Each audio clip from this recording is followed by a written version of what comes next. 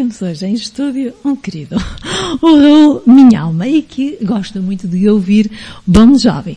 Olá, Raul Minhalma. Olá. Que bom estar aqui. Muito obrigada por ter acedido ao nosso convite, está bem?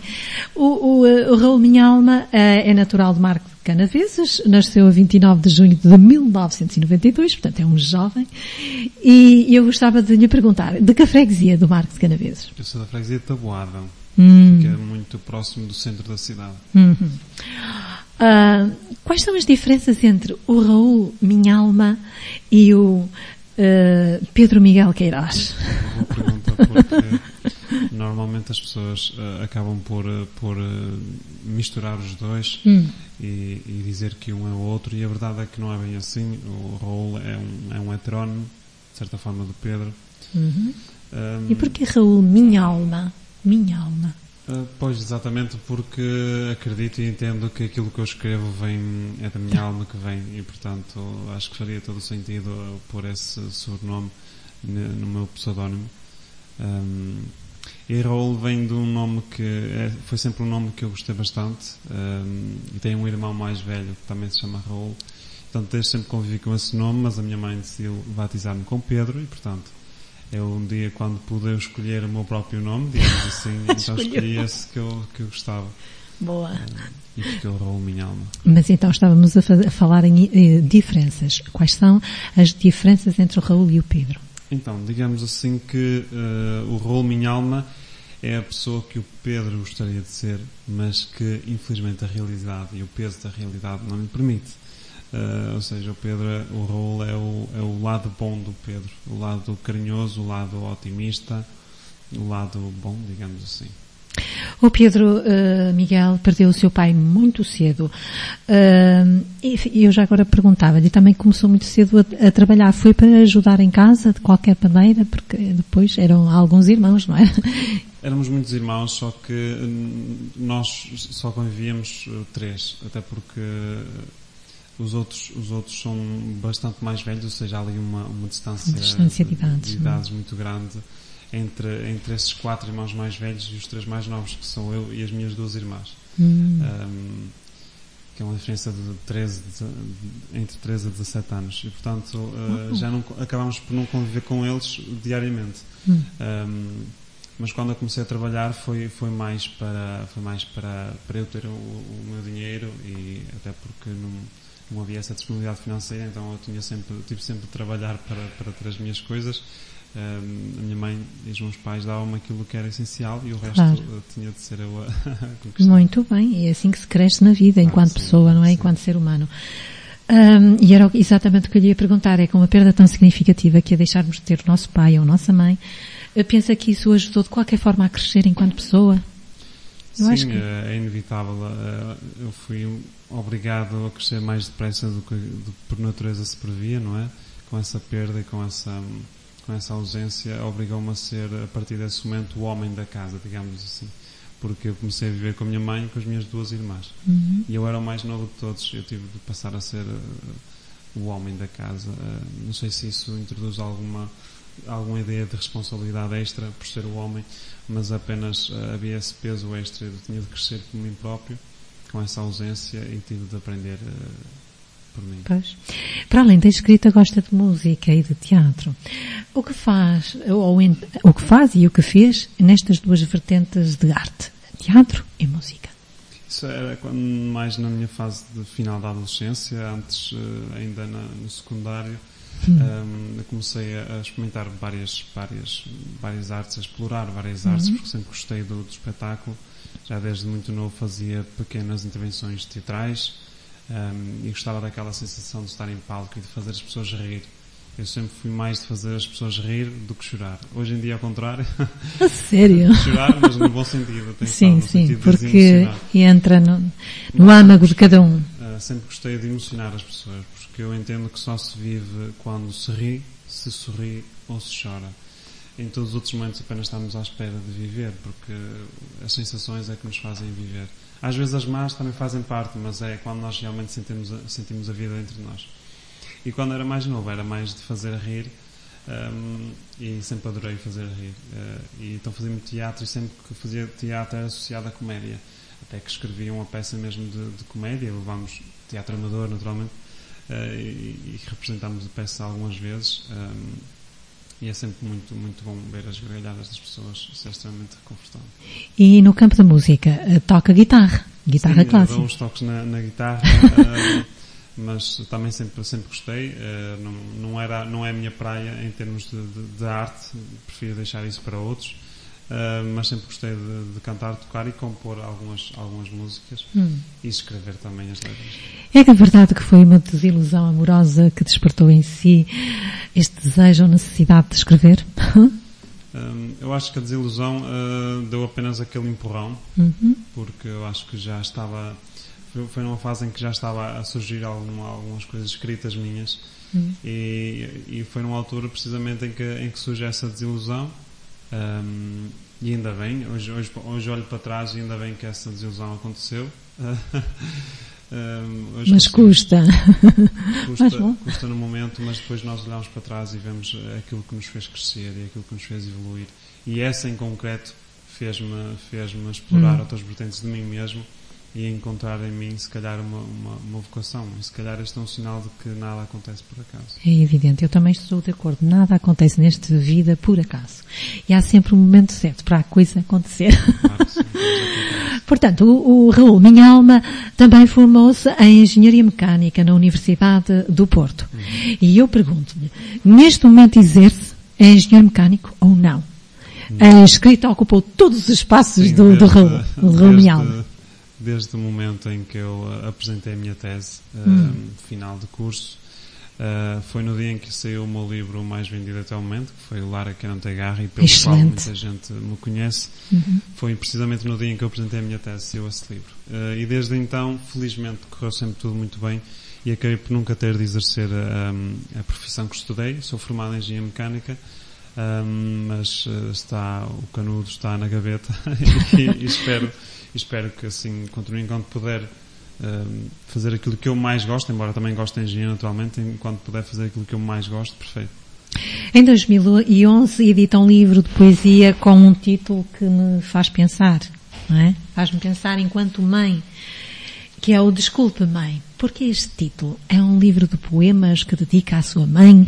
Ou porque houve qualquer motivo que normalmente os filhos, bom, eu também já fui filha, mas há coisas que custa, não é? A mãe aceitar, e a mãe está sempre pronta a desculpar. E o filho normalmente custa-lhe um pouco dizer desculpe. Então este Desculpe Mãe, que sentido tem? Sim, há muitas palavras que nós, infelizmente, temos dificuldade em dizer. Não sei se é por falta de treino a este lado mais sensível e emocional, principalmente dos homens ou dos rapazes. Eu acho que é tanto mulher como rapaz, como homem. Sendo filho, esta ligação... Não sei, eu fui educado numa família tradicional e os meus pais tinham uma diferença de idades muito grande. A diferença de idades para a minha mãe era 38 anos e para o meu pai de 50 anos. Portanto, foi a idade que tinham quando eu nasci. Portanto, sempre houve aqui uma quebra, não havia muita ligação. Até porque eu trato a minha mãe por você, e isto hoje em dia parece muito estranho para muitas pessoas, eu tratar a minha mãe por você. Daí o título Desculpe e não Desculpa Mãe. Sim, eu também trato a minha mãe por você. Mas, hoje em dia, mas é uma discrepância entre a minha idade e a sua, não é? Mas a sua geração é tudo por tu cá, tu lá. Pois, eu fui de uma forma mais antiquada, não sei se é antiquada. Não é antiquada, é de respeito também. Também de respeito. Então havia essa distância, e eu sempre tive essa dificuldade em dizer desculpe, obrigado e principalmente amo-te. Eu só muito recentemente é que disse pela primeira vez amo-te à minha mãe. E porque disse assim, não, eu tenho de dizer isto, nem que seja só antes de ir embora, e foi isso que eu fiz, e disse que a amava e dei-lhe um abraço e pronto, e pelo menos, e é este apelo que eu também faço. Às vezes temos vergonha de dizer, e eu sou também um pouco assim, até porque foi preciso escrever um livro para dizer desculpe mãe de uma forma indireta. Mas estava a dever essa amo-te à minha mãe e disse-o, e agora é um peso que me sai de cima, e agora quero praticar mais vezes, naturalmente, porque as mães merecem. Se merecem, meu querido, se merecem. E eu falo como mãe. Há muito essa vergonha, esse complexo, e não vale a pena, não faz sentido, porque as mães agradecem e merecem ouvir essas palavras. Eu costumo dizer que nós, mães, somos para os filhos o vosso porto de chegada, mas também o vosso porto de partida. E é tão bom que vocês pratiquem exatamente amo-te, mãe. Para nós é o maior presente que um filho pode dar, acredite. Então, falar de novo, estávamos aqui todos entretidinhos a falar aqui com o Raul Minhalma e estávamos exatamente a falar de signos. O Raul Minhalma queria que eu adivinhasse qual era o signo dele. E eu, ai meu Deus, junho, pode ser Gêmeos. Mas ele disse, não, o ascendente é Gêmeos, não é, Raul Minhalma? E o solar é que é Caranguejo. Caranguejo, também temos alguma coisa em comum. Ora bem. Entretanto, em 2014 surge o seu primeiro romance, intitulado Os Mistérios de Santiago. É de qualquer forma inspirado na sua vida estes Mistérios de Santiago? E quem é Santiago? Ou foi inspirado naquela fase em que estava a tomar conta de crianças durante a noite? Como é que é? Como é que surge este Santiago? O Santiago, também na linha daquilo que eu já disse na justificação do meu heterónimo, do nome do meu heterónimo, heterónimo, pseudónimo, meio, digamos assim. É também, de certa forma, é o miúdo que eu gostaria de ser. Quem leu diz, este Santiago és tu, não és? Eu, não, mas gostava que fosse. E lá está, mais uma vez, como eu não consigo ser isso na vida real, eu tento ser aquilo que eu gostaria de ser, pelo menos nos livros, né? Porque nos dá essa liberdade de sermos quem nós quisermos. É verdade mesmo. Então tento ser uma melhor versão de mim, pelo menos nos livros, e quem sabe tentar seguir aquilo que eles chamam na vida real, tentar ser como eles, como as minhas personagens e como o meu heterónimo, neste caso o Raul Minhalma. Mas o Santiago é uma criança que, enfim, não é muito bem tratada pela sociedade, não é?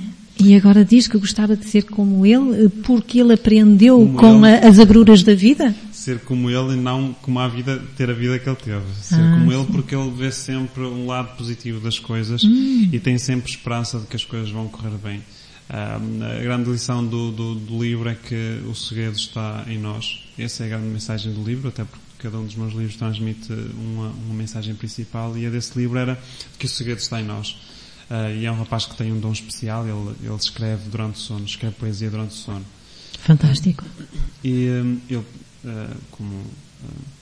escreve ele não sabe o que escreve, não é? Porque enquanto está a dormir, e nesses poemas ele escreve e resolve mistérios da própria vida dele, daí os Mistérios de Santiago.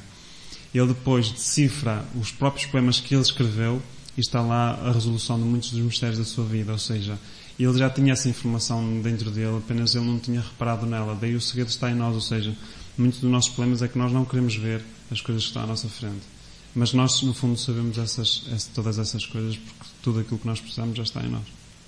O Raul Minhalma também escreve à noite? Sim, escrevo sempre durante a noite, sim. É. O dia traz muita confusão para mim e prefiro a tranquilidade da noite. Tá bom. São opções. Eu acho que também a noite traz alguma tranquilidade, sim, alguma inspiração à páginas tantas. Depois deste romance, surge um livro de pensamentos com um título, para mim, muito significativo, que é A Fome. O que encerra este livro? Que mensagem ele transmite? O que é que o leitor pode encontrar nesta fome? No fundo, este livro é uma compilação das minhas grandes conclusões acerca da vida, do amor e dos relacionamentos. Muitos pensamentos que eu fui coletando e escrevendo propositadamente para este livro. Ou seja, eu dediquei-me durante meses a escrever um livro de pensamentos. Não foi apenas fui aos meus livros anteriores e retirei as melhores citações ou ao longo da minha vida, não. Eu dediquei-me durante meses a pensar e a refletir profundamente ao longo da vida, sobre o amor e sobre os relacionamentos, e fui coletando esses pensamentos, organizando-os de forma a que fossem frases impactantes, com determinados parâmetros, que fossem curtos, que transmitissem uma mensagem importante, que fossem o mais originais possíveis, não é? Portanto, não poderia existir esse pensamento, pelo menos no Google, não poderia existir, e são as minhas grandes conclusões acerca da vida. Depois desta fome, que mais à frente terá um outro título, Larga quem não te agarra e devo-lhe dizer que li este livro algumas vezes, e li-o para preâmbulo, li-o para si, para em visuais na Biblioteca Sonora da Biblioteca Pública Municipal do Porto, e na altura questionei-me como é que uma pessoa tão jovem já tem tanto saber e sensibilidade. Querem explicar-nos como é que surge este Larga Quem Não Te Agarra? Só o título por si já é uma grandíssima verdade. Sim, eu queria que esse livro, mesmo que não fosse lido, as pessoas já não fossem sem nada dele embora. Ou seja, mesmo só lendo o título, elas já levariam uma grande lição, entre aspas, porque eu não sou ninguém para dar lições a alguém, mas já levariam uma grande mensagem embora. Larga Quem Não Te Agarra. Nem precisavam de abrir o livro. É isso que eu tento também com esse livro em concreto. E sobre nele ele surgiu muito.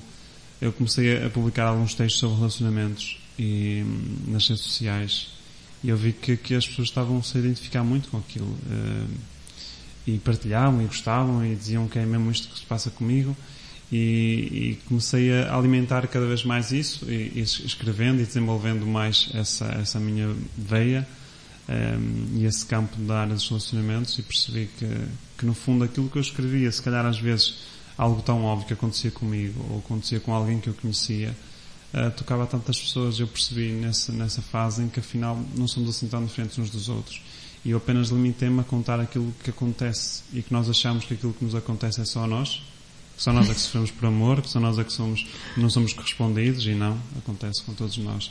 Eu só mostro que não somos assim tão diferentes uns dos outros. Então quer dizer que estes livros, ao fim e ao cabo, são uma recolha que o Raul Minhalma faz na sua observação perante uma sociedade, que é a nossa, e das relações pessoais. Sim, e depois, com essa base, constrói estes pensamentos, estas mensagens cheias de verdade, não é? Que nos toca profundamente. Cria situações imaginárias, não é? De um relacionamento, de um problema qualquer que há numa determinada relação, e que ao colocá-la lá, ou ao divulgá-la, ou colocá-la no livro, quase todos nós, em algum momento da nossa vida, já tivemos passado por isso. E eu relato situações dessas e acabamos por nos identificar, é inevitável. É que aquele livro, eu li-o muitas vezes, como disse há pouco, e portanto aquele livro, desde o princípio, da primeira página à última, é cheio de verdade. E depois é uma coisa espetacular, Raul Minhalma, é que constrói, é que faz livros que a pessoa, o seu leitor, abre a primeira página e não consegue fechar, porque a sua escrita é tão fluida, tão atrativa, tão cheia de verdade, tão cheia de mensagem, que é impossível. Não é possível. E eu acho que muitos dos nossos ouvintes estarão de acordo comigo, fechar um livro de Raul Minhalma, a não ser que seja para fazer um intervalo para fazermos qualquer tarefa, ou então para dormirmos, porque dá vontade de começar numa ponta e acabar no fim. Isso é espetacular. O Raul Minhalma nasceu mesmo para escrever. Parece que sim. Mas no fundo é isso. Nós, quando lemos um livro, nós queremos saber mais sobre nós mesmos, não propriamente sobre quem o escreveu. E eu sempre foquei a minha escrita no leitor, em quem vai ler, porque quando nós vamos ler um livro, nós queremos, no fundo, mesmo sem o saber, nós queremos saber mais sobre nós. E uma resposta. E queremos muitas respostas às questões da nossa vida. É verdade. Eu não sei se ajudou, mas dou as ferramentas para chegar Ajudou muito. Ajudou muito. Até o título. Só o título já ajuda muito. Nem me imagina quanto. Este livro, tanto sai no ano 2016 e teve imenso sucesso. Sim. Claro, como há pouco disse. Foi reeditado quantas vezes? E entretanto, já está publicado no Brasil. Qual é o balanço? Sim, já vai na 16ª edição. São Fantástico. Mais de 40 mil exemplares vendidos em Portugal e está publicado no Brasil. E, portanto, é incrível saber que muitas vezes recebo fotografias de pessoas que estão a ler o livro do outro lado do Atlântico e é incrível, porque nunca lá estive e sei que alguém, em algum ponto do outro lado do Atlântico, está a ler algo que eu escrevi um dia no sossego do meu quarto, e é incrível. É incrível mesmo. Em 2015 edita com mais 8 autores o livro Letras de Barriga Cheia. Este livro insere-se num projeto social e cultural com o mesmo nome. Eu gostaria que nos falasse acerca deste projeto. Participou com um poema ou um pensamento? Foi, na verdade, um conto. A autora chamava-se Tons. Esse é o conto que faz parte dessa coletânea e é um projeto de um amigo que tem a intenção de criar um livro para ajudar uma determinada e vender esse livro, não é? Para ajudar uma determinada família ou carenciada da cidade de Marcanavês. Neste caso, esta primeira edição em 2015 foi para angariar cerca de 10 mil euros para podermos construir uma casa para uma família que vivia em situações precárias. Lá no Marco. E este projeto existe? Continua a existir o Letra Sim. O Barriga? objetivo é, como a primeira edição ainda foi, por causa de burocracias, é extremamente complicado. Uma pessoa pode juntar dinheiro, mas até fazê-lo chegar à família e construir, e todas as burocracias que estão inerentes a isso é complicado, mas o projeto vai continuar, sim. Então eu gostava muito, o Porto Encontro gostava muito de ter as pessoas que estão por trás deste projeto, claro, porque é um projeto de solidariedade social e este programa também aborda esta parte social da vida, está bem? Continuando aqui com a nossa conversa com o Raul Minhalma, entretanto também surge em 2017, Todos os Dias São para Sempre, e de facto é mais um título cheio de verdade, e que também é coroado do sucesso, de salientar que o dinheiro, ou parte dele, da venda deste livro, reverteu para a Associação da Alzheimer em Portugal. É ou não verdade, Raul? Não, houve sim,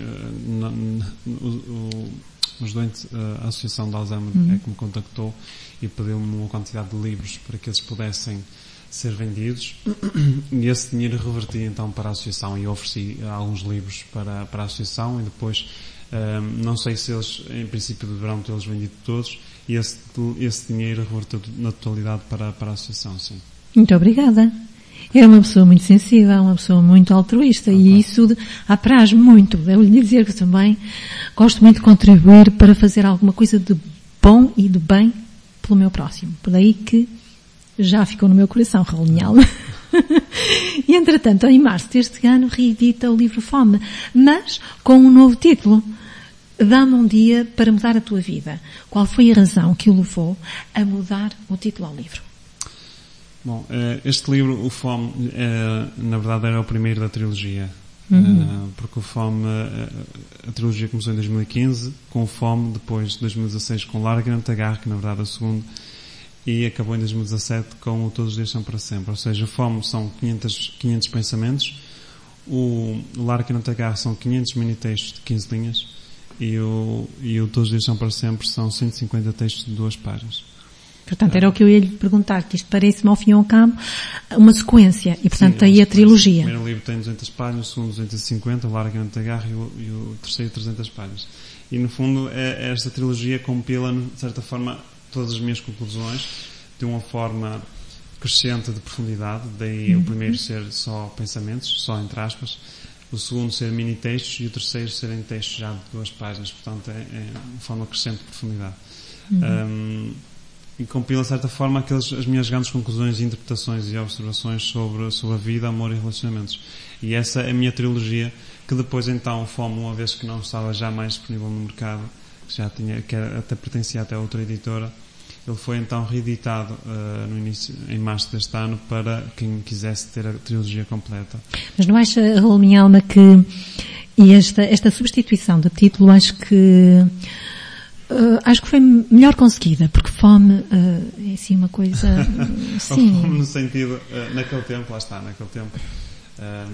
Enquanto que dá-me um dia para mudar a tua vida, dá-me um dia para mudar a tua vida, uau, é mais... Está a ver? Impactante. Eu criei o Fome, primeiro porque só queria uma palavra. E o Fome bem no sentido que aquele livro sacia a fome da alma do leitor que exatamente, procura. Daí, quando nós acordamos de manhã e nós precisamos, às vezes, sentimos tão desmotivados. Infelizmente, a maioria das pessoas sente-se desmotivada só por acordar e ter de ir trabalhar. É verdade. E às vezes é como se, de certa forma, acordasse, não só acordamos com fome, porque temos de tomar um pequeno no nosso corpo, mas a nossa alma também acorda com fome porque precisa de uma mensagem de força para motivar, para encarar mais um dia. E esse livro foi nesse sentido, para estar sempre na mesinha de cabeceira, para que sempre que a alma tivesse fome, entre aspas, procurar aquele livro e de certa forma tentar associar um pouco a fome da alma de cada um dos meus leitores. Está bem. E agora dá-me um dia para mudar a tua vida. Tem exatamente a mesma mensagem? Acho que não. A missão O livro é substancialmente diferente, até porque o Fome tinha ilustrações, este não tem ilustrações, e muito do livro está diferente, está melhorado. Cerca de mais de 100 das 500 mensagens foram substituídas por outras mais recentes e mais, claro, entretanto já aprendi muito mais, já cresci muito mais e já vejo as coisas de uma forma diferente, então todas essas mensagens que eu não achei suficientemente boas foram substituídas por outras, e também levei algum tempo a reescrever o livro. Também, como a identidade também já não era a mesma, a editora é outra, a capa também é outra, e faria sentido também dar uma nova roupagem ao livro. Uma parte é igual ao Fome, mas muito é diferente, e portanto o livro teoricamente já não é o mesmo.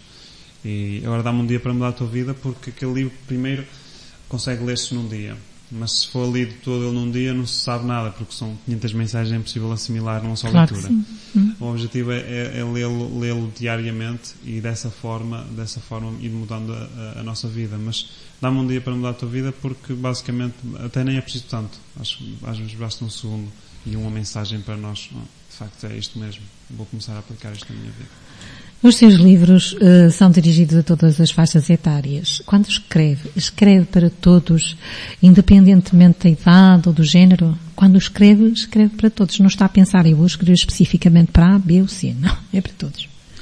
Sim, eu tento que seja o mais universal possível. Não gosto de escrever sobre temas particulares, mas acabo por escrever, às vezes, por exemplo, uma doença, um cancro, ou alguém que morreu, alguém que está a passar uma situação concreta. Aquela situação, claro que não aconteceu com todos nós, mas implicitamente está ali uma mensagem de amor, ou está ali uma mensagem de companheirismo, de entreajuda, e isso sim é mais universal. E é isso sempre que eu tento, às vezes usando casos particulares, mas a mensagem que está implícito nesse caso é universal. Claro. No Facebook é seguido por milhares de leitores. São mais as mulheres que os homens, ou está ali? Muito mais mulheres? De 90% são mulheres. Mais de 90%. E também tem mensagens no YouTube, que eu estive a ver, não é? Fala sobre o tema X, o tema Y e tal. Sim, tento de uma forma diferente chegar o conteúdo às pessoas, não só através das palavras escritas, mas também de faladas. E através dos vídeos eu consigo expressar-me às vezes melhor e consigo fazer chegar mais rápido de uma forma diferente. A pessoa não está ali a cansar-se a ler, não é? Porque até sei que muita gente não tem paciência, infelizmente, não é? Para a minha área de escritor, mas e por isso eu não quero que as pessoas, mesmo que não tenham paciência para ler, não quero que elas deixem de receber aquelas mensagens que eu tenho para dizer, porque no fundo é essa a minha missão no mundo, é dizer aquelas mensagens. Se é através da escrita, se é através de vídeos ou o que seja, não importa. Eu apenas uso a escrita para cumprir a minha missão. Acabou de dizer uma coisa fantástica, a sua missão neste mundo. Não sei. Todos nós temos uma missão. A sério, todos nós temos uma missão. Às vezes andamos ali às voltas, a ver se encontramos o significado da nossa vida, e ela está ali, estampada, e nós não nos apercebemos, não é? E agora achei fantástico. Enquanto escritor, essa é a sua missão. Uma forma de ajudar o seu próximo. Sim, fantástico. Essa é a minha missão. Eu apenas uso a escrita para a cumprir. Entretanto, eu há pouco esqueci-me, este livro da Fome, portanto, Dá-me um Dia para Mudar a Tua Vida, foi editado em Espanha. Qual é a receptividade lá do público? E foi traduzido em espanhol ou mesmo não foi? Sim, para lá? Foi, mas na altura ainda com o título Fome, portanto, chama-se Hambre. Hambre. Mas sim, acaba muitas o feedback acabei por não receber muito, porque não tenho muito contacto com essa editora, nem sei como é que essas coisas estão, mas muitas das mensagens ao serem traduzidas curiosamente para espanhol perderam muito do significado, porque usava muitas expressões não só portuguesas, mas muitas expressões, por exemplo, que rimavam, que usava muita poesia no pensamento, e acabam por perder essa vertente na tradução para espanhol, e acaba por não ter tanto impacto, mas sim, a mensagem continuava lá, e isso é que é mais importante. Muito bem. Como se sente o Raul Minha Alma com o valor de 70 mil exemplares vendidos de todos os seus livros em Portugal? E atenção, não estou a referir-me a dinheiro, mas sim a outros valores mais importantes, como, por exemplo, chegar ao coração de milhares de pessoas com o seu trabalho e mudar mentalidades. Como é que se sente, Raul? Concretizado, não? É uma responsabilidade muito, muito grande saber que as minhas palavras acabam por influenciar vidas. até porque já não é segredo, porque já revelei isto algumas vezes. Muitas pessoas acabaram, decidiram avançar para o divórcio depois de lerem o meu livro, por exemplo, Lara que não te agarra. Decidiram terminar relacionamentos, decidiram, acima de tudo, seguir em frente com as suas vidas, em muitos relacionamentos que já tinham acabado, mas que conseguiram desligar-se das pessoas que já tinham saído das suas vidas. Mas no fundo eu não estou a acabar relacionamentos bons. Portanto, o meu livro só acaba com os maus e com aqueles que tinham de acabar, porque o livro não acaba relacionamentos, ele apenas abre os olhos às pessoas e as pessoas passam a ver a vida que elas realmente querem e percebem que as pessoas que estão na sua vida não estão a remar no mesmo sentido. Então é preciso ou sair do barco ou expulsar essa pessoa do barco para podermos conseguir... Ao fim e ao cabo é preciso coragem para tomar a atitude certa no momento certo, não é? Claro. Eu acho que medo há sempre, não é? E a coragem é precisamente a capacidade de ir com medo. Hoje, precisamente, encontra-se em pré-venda o seu novo livro, que é um romance. Como se intitula o romance? Fala sobre o quê? Ou retrata situações e vivências da nossa sociedade? Ora, vamos lá falar sobre ele. É um romance, nesta vez é um romance que fala, que é na verdade uma história de amor, e chama-se Foi Sem Querer Que Te Quis. Opa, cada título mais... Uau! Foi Sem Querer Que Te Quis. E no fundo é uma mensagem extremamente importante que fala sobre, eu redefino não, porque o significado de amor. Eu defendo neste livro, lá está, eu digo estes termos, defendo, parece que eu sou especial e que sei alguma coisa que ninguém sabe, e não é verdade. Apenas lembro às pessoas que se calhar não, amor não é um sentimento. Não é? É estranho, não é? O amor, afinal, dizem que o amor não se explica, sente-se, e eu digo que não se sente, é-se. Nós não sentimos amor, nós somos amor. Essa é a mensagem do estou plenamente de acordo. Não entendi. Estou plenamente de acordo consigo. Nós somos amor e, na verdade, aquilo que eu defendo é que nós somos feitos de amor. Essa é a nossa essência. Portanto, não é... E o amar é manifestar a nossa essência. Só que o que acontece é que nós, muitas vezes, essa essência dentro de nós, que já vem connosco, não é? Essa luz que está dentro de todos nós, está escondida e vai se escondendo ao longo do nosso crescimento, através dos nossos medos, dos nossos complexos, dos nossos traumas, dos nossos tabus, das nossas experiências, que vamos escondendo essa luz através de camadas, como uma cebola. E depois é preciso nós, quando ganhamos consciência de que, na verdade, nós somos amor, é essa a nossa essência, é preciso afastarmos desses preconceitos, libertar-nos e fazer essa viagem interior de encontrar o nosso amor e começar a poder vibrá-lo. E dessa forma, vibrando esse amor para o universo vai nos devolver com amor. Fantástico. Estamos aqui a falar de microfone fechado com o Raul Minhalma, exatamente sobre, na sequência da sua abordagem do seu novo romance. E estava-nos a explicar que somos amor. E que fez uma viagem espiritual, em sei que eu gostava imenso que fizesse uma recapitulação para que os nossos ouvintes escutassem aquilo que não escutaram enquanto o Baby I Miss You cantava. Ora, vamos lá ver se é capaz. E, entretanto, gostava antes ou depois, que me explicasse o seguinte. Há pessoas, muitas, mais do que pensamos, que estão numa relação, num casamento, por exemplo, há 30 anos, há 12, há 20, e pronto, acham que gostam, não sei se gostam, mas depois conhecem uma outra pessoa no exterior, outra pessoa nas suas vidas. E querem manter uma e outra situação. E eu pergunto, como é possível que essa mesma pessoa consiga gostar de uma e de outra pessoa? Quer dizer, a que vive com ela há tantos anos e a que chegou agora à sua vida, neste momento. Porquê é que há pessoas que não se decidem, não se desapegam, não fazem opções, querem manter situações? Como é isso, Raul? Bem, há uma explicação, desculpa. Quando nós temos de escolher, uma escolha implica sempre uma perda. Mas nós nunca queremos perder. Eu costumo dizer, e digo inclusive nesse meu livro, Dá-me um Dia para Mudar a Tua Vida, né, que compila os tais pensamentos que eu fui criando ao longo dos tempos, e eu digo que quando eu digo assim, se calhar pode gerar controvérsia, mas de qualquer das formas não me interessa. Quando uma mulher encontra um homem melhor que o que tem, quer ficar com o melhor. Eu também estou de acordo consigo. E um homem, quando encontra uma mulher melhor que a que tem, quer ficar com as duas. É verdade, mas porquê? Qual é essa diferença entre as... Não, porque... Lá está, porque não sei se tem a ver... Isto faz sentido aquilo que eu acabei de dizer. Faz sentido, se calhar...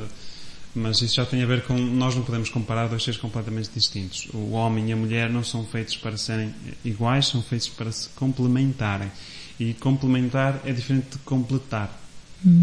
E muito o nosso erro, e aquilo que eu fui percebendo também por esta viagem espiritual, recuperando a questão anterior, esta viagem espiritual que eu fui fazendo e também que resultou neste livro, é que nós, a ideia que nós temos é que nós somos postos no mundo como meias pessoas que tendem a encontrar a outra metade, não é? A outra metade da laranja, para poderem ser felizes. E isto é um erro muito grande que nós cometemos. Ou seja, nós acreditamos desde o início que somos incompletos e que precisamos de alguém que nos complete para podermos finalmente ser felizes. Isso não é verdade. Nós somos seres completos. Nós devemos ter alguém e procurar alguém para dividir e partilhar a felicidade que já existe dentro de nós e da qual nós já somos feitos. Ou seja, para fluir esse amor. E nós, quando achamos que somos incompletos, nós encontramos outra pessoa para sugar aquilo que ela nos pode dar e que nós não temos. E o que é que nos falta? É amor próprio. E onde é que nós vamos procurar esse amor próprio? Na outra pessoa. Então o que é que nós vamos já? Porque nós temos essa carência. Então como temos essa falta de amor, porque nós não o temos aparentemente ou não o descobrimos, queremos que alguém nos ame para que nós nos possamos sentir felizes e completos. E isso vamos começar a sugar a outra pessoa. E a outra pessoa está ao nosso lado é para gerar uma troca de amor e não para nos dar o amor que nos falta em nós. Daí que nós geramos relações de apego pela carência que nós temos. Ou seja, como nos falta alguma coisa, nós ficamos dependentes da outra pessoa para podermos estar bem. Então apego não significa amor, claro. Não, é precisamente... mas confunde-se muito. As pessoas confundem muito as relações de apego com amor.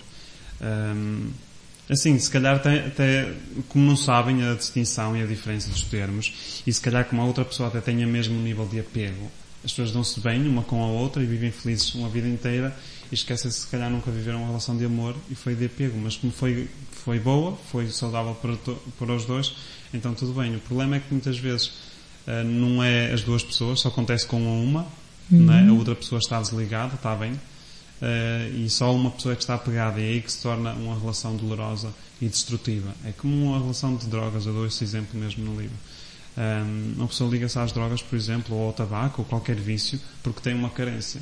E para suprir essa carência vai buscar essa sensação no tabaco, por exemplo. Eu estou nervoso, ou estou ansioso, eu vou buscar esse tabaco, ou essa droga, ou esse hábito, para saciar essa carência. E crio a partir daí uma relação de apego com isso. E as pessoas ficam apegadas ao tabaco.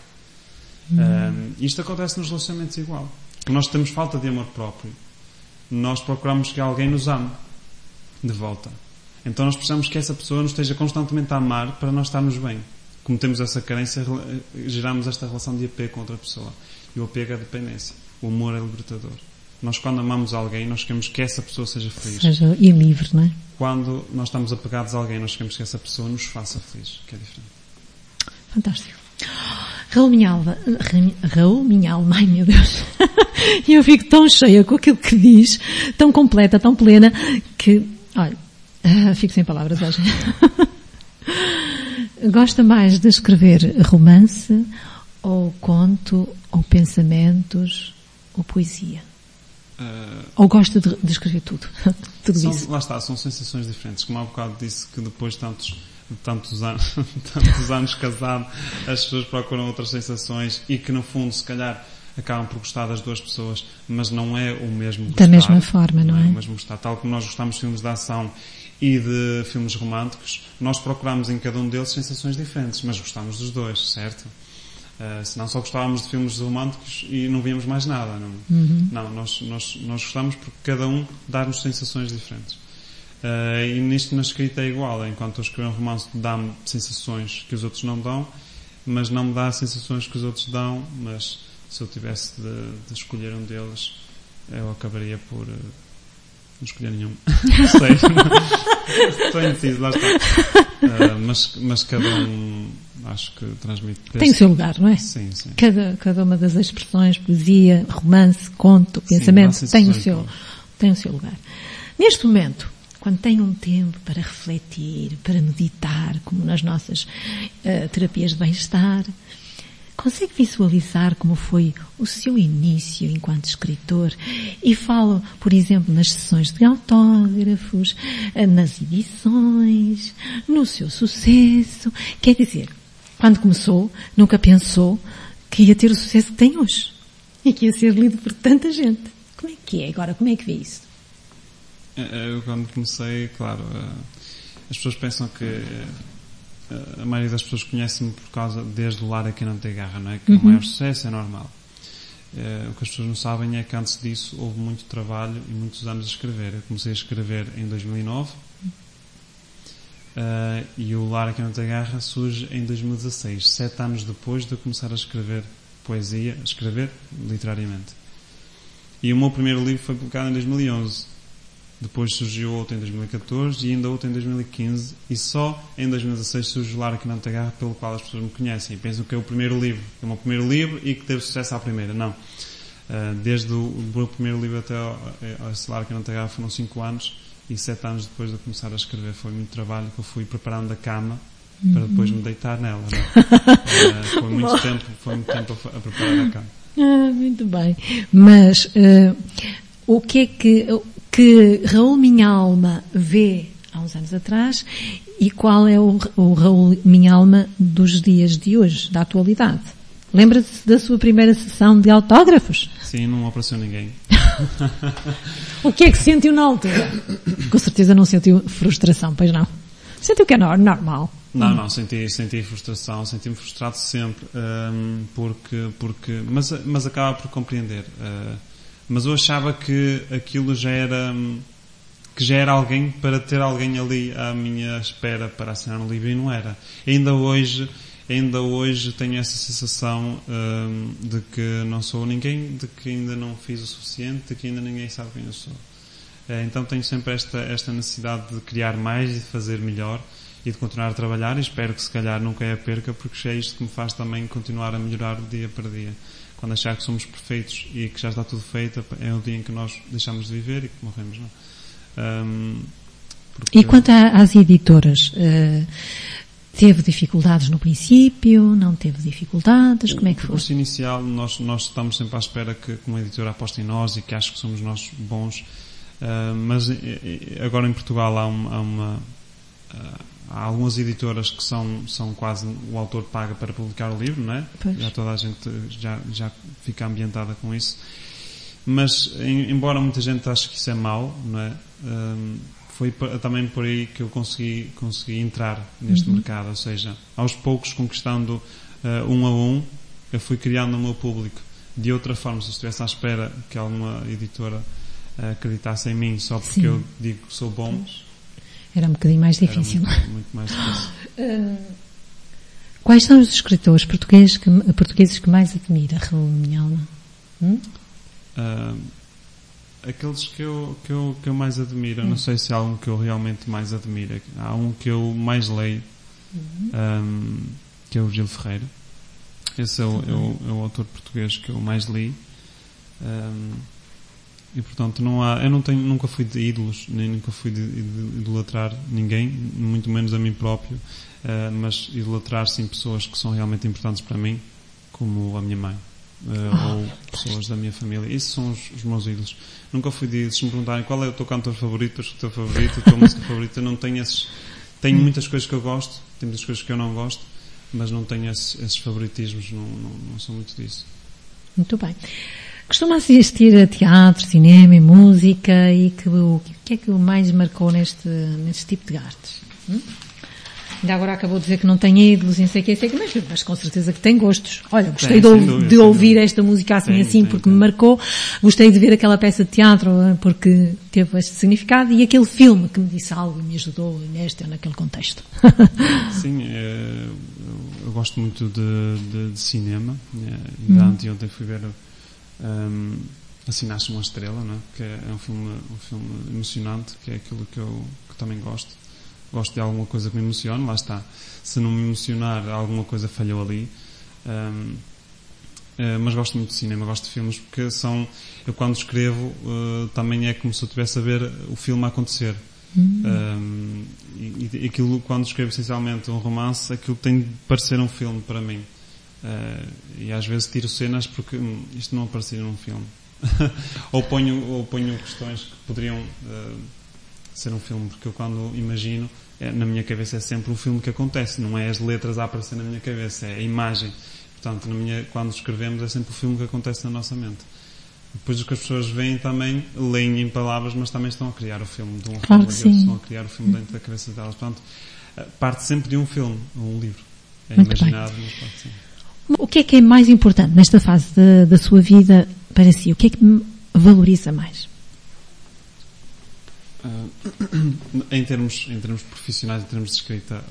E em termos pessoais. Enquanto escritor e enquanto pessoa, se quiser, se sentir à vontade. Enquanto escritor, a minha prioridade, eu acho que não mudou muito, mas é, acima de tudo... nós queremos sempre a aprovação do público, mas eu quero a minha aprovação de uma forma diferente. Quero que as pessoas me digam que realmente aquilo que eu escrevo nem pelo número não é pelo número de vendas, mas essencialmente pelo aquilo que faz. É melhor pouco e bom do que muito e mau. Então, neste caso, eu quero que as pessoas realmente sintam uma grande transformação dentro delas, que será sempre feita por elas, nunca para mim. Eu apenas dou aquele impulso, aquele estímulo, né, para que as pessoas façam isso. Mas gosto essencialmente quando as pessoas me dizem, e muita gente me diz, quando dizem que o livro lhes ajudou a ultrapassar um fim de relacionamento, ou uma depressão, ou como ainda há pouco recentemente me aconteceu, uma rapariga que me dizia que se automutilava e que encontrava nos meus livros um certo conforto para a dor dela. É isto que eu procuro. Porque eu acho que a literatura serve para mudar um pouco a humanidade, para melhorar a humanidade, como qualquer tipo de arte. E infelizmente, se calhar o que acontece muito é que autores procuram apenas aumentar o seu ego. Não só o número de vendas, mas aumentar o seu ego, seja por número de vendas ou por prémios literários que recebam. Ok, eu queria uma obra incrível que me valeu um prémio, mas o que é que não deixaram muito é que deste para a humanidade, não é? Pois. Às vezes as coisas mais simples não digo que eu consiga fazer, mas é essa a minha missão, é isso que eu gostaria de fazer. Ótimo. Então esse também é o seu sonho? Sim, sem dúvida. Consegue ver-se a escrever daqui a muitos anos? Vai continuar, com certeza.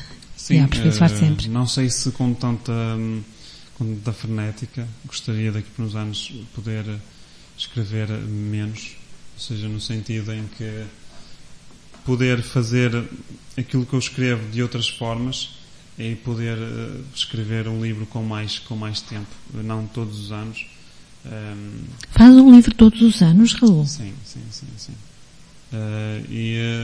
E cada viagem que faço por cada um dos meus livros é extremamente destrutiva, quase. É extremamente intenso e destrutivo. E eu queria daqui por uns anos poder encarar essas viagens com mais tranquilidade, uma vez que já tenha mais estabilidade também, com um público também mais fiel, e poder ter mais tempo para escrever. Mas, no entretanto, estar sempre em contacto com os meus leitores, dando palestras, conversando com eles e continuando a dar a Costuma fazer palestras? Ir a conferências? As minhas palestras são ou em escolas, quando falam com os jovens, são mesmo palestras, mas as minhas palestras possíveis são apenas nos lançamentos dos meus livros, em que eu faço sempre uma palestra. Nunca é aquilo que as pessoas pensam que vamos para ali falar do livro e o que é que fala o livro, não sei o quê. Eu nunca faço isso. Faço sempre palestras. Falo sempre indiretamente do livro, mas falo sempre de amor, de relacionamentos. As minhas apresentações são sempre palestras. Acredita, portanto, no amor? Isso nem se pergunta, não é? Ainda agora disse nomes de amor. Mas eu queria só corroborar a ideia. Corroborar. Ai, meu Deus. Olha, Raul Minhalma, eu gostei de o conhecer. Foi um Porto excelente. Este Porto Encontro foi excelente. Pelas pessoas que já passaram por cá e agora a finalizar com chave de ouro consigo. Porque o Raul Minhalma tem uma missão neste mundo e está a cumpri-la na perfeição. Os meus parabéns. Então, Gostaria que deixasse uma mensagem. A minha mensagem para para as pessoas é que, lá está, começando lá pelo meu romance, nunca se esqueçam que o segredo está dentro delas e que o segredo para serem felizes, que as pessoas são seres inteiros. Nunca acreditem que são metade de uma pessoa que precisam de outra metade para serem felizes. A pessoa que vocês querem encontrar é a pessoa que, para partilhar a vossa felicidade e não para ser a vossa felicidade, porque nós somos felizes, nós nascemos para ser felizes, nós merecemos ser felizes e nós vamos ser felizes, se fizermos isso. Sabe que eu tenho aquela impressão, não é impressão, eu tenho a sensação de que a felicidade não provém de nada nem de ninguém. Ou seja, eu já tenho uns largos anitos e aprendi que a felicidade está dentro de mim. Claro, já vem de origem. Já vem de origem. Enquanto que há pessoas que pensam que para ser felizes têm que ter isto, têm que ter aquilo, têm que ter aquele companheiro ou aquela companheira, aquele homem ou aquela mulher. E esquecem-se, e depois há pessoas que também dizem que a felicidade são momentos. Não, eu não estou de acordo. A felicidade reside dentro de mim. E se eu não alimentar como dou água, ponho água numa planta, ela acaba, se não deitar água, ela acaba por morrer. Então eu alimento a minha felicidade, porque a minha felicidade reside dentro de mim. Está de acordo, Raul? Sem dúvida. Aquela quando as pessoas dizem momentos, são pequenos flashes que de facto acontecem. Eu sou a felicidade, costumo dizer que há dois tipos de felicidade. Dizia isto na apresentação, isto era um dos temas de palestra da apresentação do último livro, que há dois tipos de felicidade, a felicidade sentida e a felicidade sabida. E a felicidade sentida é quando acontecem esses flashes, em que nós realmente nos sentimos felizes e não sabemos porquê. Porquê? Porque de facto há uma conjugação de fatores, porque o tempo está assim, porque aconteceu isto, porque esta pessoa está ali, porque aconteceu determinada coisa, que nos faz sentir naquele momento uma felicidade extrema, mas de repente, logo a seguir, desaparece aquela sensação boa. A partir desse momento nós deixamos de ter a felicidade sentida e passamos a ter a felicidade sabida. Ou seja, nada mudou, apenas deixei de sentir, mas eu continuo, eu não me sinto feliz, mas eu sei que sou, daí a felicidade sabida. Sei porque essa luz continua dentro de nós. E o nosso objetivo é conectar-nos o maior número de vezes com essa luz que já está dentro de nós. Ela já está lá. E o nosso objetivo aqui na vida é tentarmos conectar através de uma viagem de autoconhecimento, de uma viagem interior, naturalmente, conectarmos com essa felicidade e com esse amor que já está dentro de nós, porque nós somos amor. Fantástico. Gostei imenso deste Porto Encontro. Muito obrigada. Foi um prazer conhecê-lo. Até uma próxima, está bem? Muito obrigado. Que Deus o proteja e que continue a orientá-lo nessa sua missão. Sim, tentarei. Até à próxima, meu querido. Metropolitana, a rádio feita a pensar em si.